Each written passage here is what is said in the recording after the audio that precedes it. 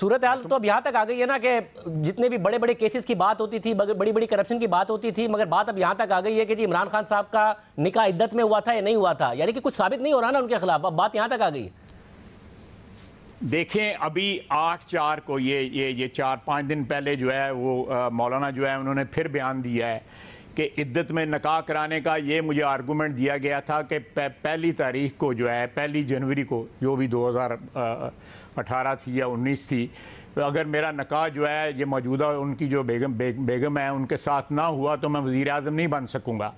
اس لیے میں نے عدت کے دوران نکاح کیا۔ آپ دیکھیں مجھے آپ بتائیں، شاہ زیب کے ایک شخص جو ہے عدت کے دوران نکاح کرے صرف اس لیے کہ اس کو یہ کشف ہوا ہے یا اس کو یہ الہام ہوا ہے کہ 1 جنوری تک اگر یہ میرا اس خاتون کے ساتھ نکاح نہ ہوا تو میں وزیر اعظم نہیں بن سکوں گا۔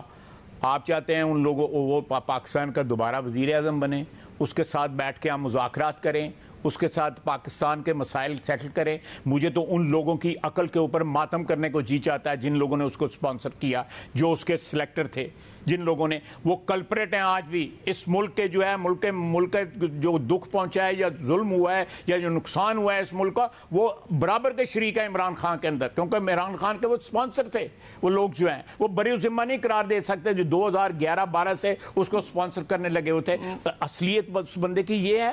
ذاتی معاملہ ہے نا، عدت کے اندر نکاح اس لیے کر رہا ہے کہ بیٹا ہے کہ اس کے وزیر